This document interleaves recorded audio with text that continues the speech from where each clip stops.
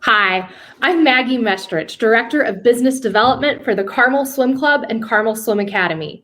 We share stories and experiences from our Carmel Swim Club alumni as a way to demonstrate the incredible, long-lasting impact that swimming, specifically swimming with Carmel Swim Club, can have on your life. Today, I'm talking with Sam Thomas. Hi, Sam. Hi, Sam. Hi, how's it going? Great. How are you today? Doing pretty well. Good. Well, thank you for being here. Of course. All right, why don't you go ahead and can you place yourself in the context of Carmel swimming for us? When did you start? How long did you do it? So I joined Carmel, I think, when I was 9, Mhm. maybe 10. I had been swimming at a different club before that, and then I swam all the way through high school until I graduated in 2015. Wonderful. So where are you now? Geographically, professionally, personally, anything you want to share? I am currently finishing up my master's in Michigan. I'm at Michigan State in double-based performance. And yeah, I currently teach swim lessons at the Michigan Athletic Club, and I play for a few local orchestras around town, hoping to get into a major professional ensembles one day. Do you have an all-time favorite piece that you like to perform? That's a really hard question. There are just so many. So there's this one piece called Death and Transfiguration by Richard Strauss. It's classified as a tone poem, so there's a narrative that goes along with it. And it's absolutely gorgeous. It's probably one of my favorite pieces to perform. Yeah. Okay, I'm gonna have to look that up. I'm excited to listen to it. Okay, shifting gears back to the pool a little bit. Can you identify some of your earliest memories of being around the water? It doesn't have to be competitive swimming, but anything just being around a pool or playing. Yeah, I mean, I've been around the water for as long as I can remember. I mean, I have vague memories of being in Mexico in a pool with floaties on. I Mhm. have I have this one distinct memory, and like memories are funky, so I don't know if this is actually how it happened, but I have this Yeah, distinct memory of when legend. when I was taking swim lessons from this woman named, I called her Miss Sheila. I don't remember her last name, but Mhm.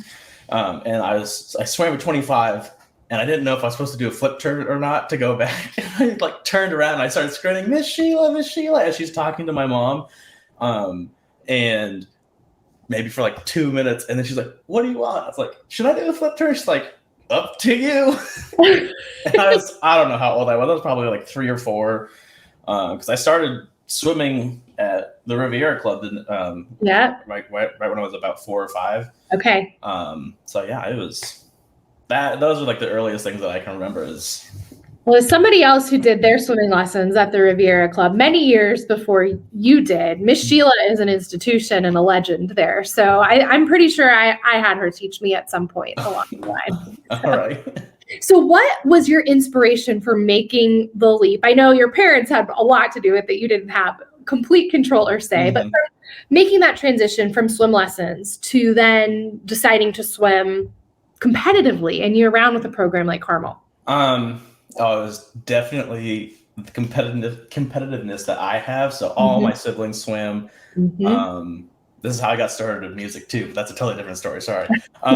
All my siblings swam, and every time I'd be dragged along with my mom to go pick them up. And I was like, "When can I start swimming?" She's like, when you're a little older." I was like, "Why can't I just start now?" This and that, and I'm ready. I wanted to be in the water so I could try and be competitive with my siblings, and Mhm.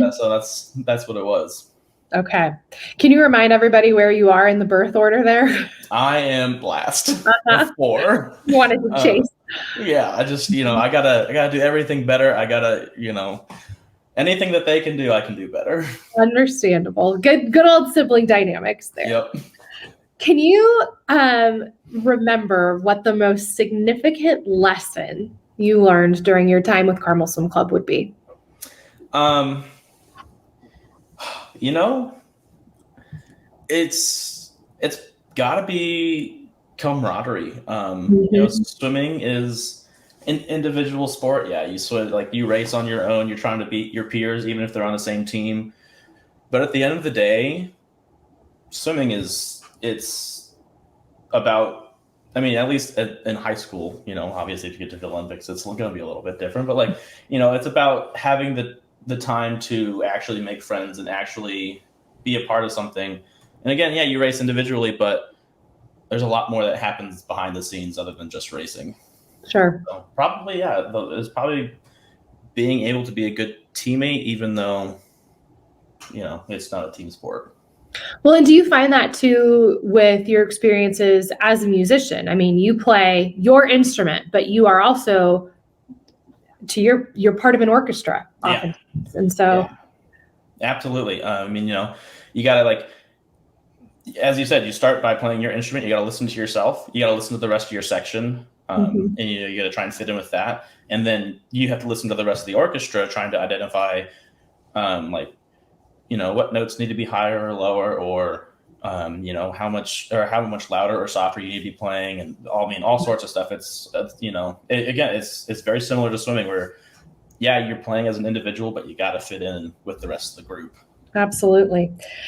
What advice or insight would you offer to current swimmers? Don't take yourself too seriously. And I say that in like a very not like aggressive way. Just some people, and it happens everywhere. Obviously it's not just Carmel. It happens everywhere. It happens in music. Happens in I don't know, other sports probably. People they get to this point where they're just like, I gotta do this better. I gotta do just all this crazy stuff. I'm just like, I personally have found that when I am more relaxed and having fun, that I do things better. So like when it comes to auditions for me, I've taken quite a few at this point, and when you get really uptight, you just don't play as well as when you're just there to, hey, this is what I can do. I'm here to, I'll talk to people around the, around in the warm-up rooms or whatever we're playing in, and then just go out and play. And I would recommend doing the same in swimming. It's very similar. It just go out there and have fun. You're going to be a lot more relaxed, and you're going to be able to do what you want to do. Absolutely. What would you tell somebody who is thinking about joining Carmel Swim Club? Do it. It was, again, I was there for 9 years. It was great. Made a lot of friends. Have a lot of fond memories. You should do it. If you really enjoy swimming, there's no better place to go. All right, you just alluded to having some fond memories. Can you call out a favorite Carmel swimming memory? And if you need to give me a couple, you can. This has proved to be a very tricky question for people to narrow down. Hang on. Give me a moment. Well, yes, take your time.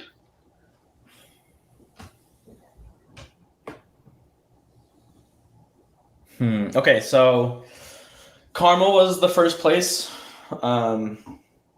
that I got my first state cut. I mean, obviously that's super, super fun. I think I would have been 9 or 10. I don't remember which one, but just getting it was amazing. It was a great moment. Yeah. And gosh, I'm going to have memories from like every year, aren't I? I keep thinking of so many. That's okay. Give me as many as you want to. So I think when I was it was still age group.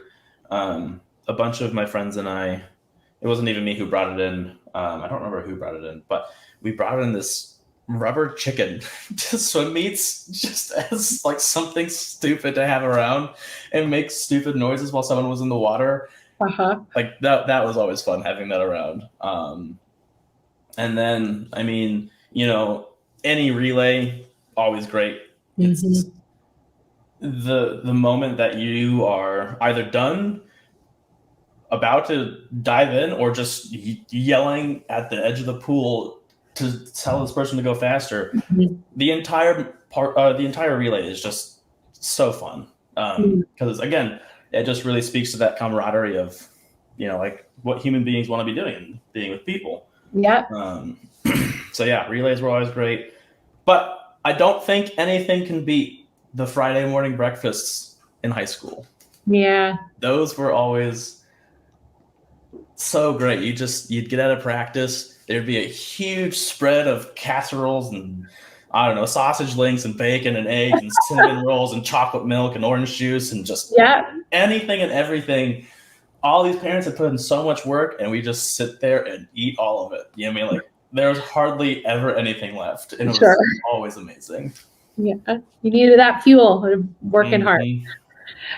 Do you think there's anything that someone might be surprised to learn about Carmel Swim Club?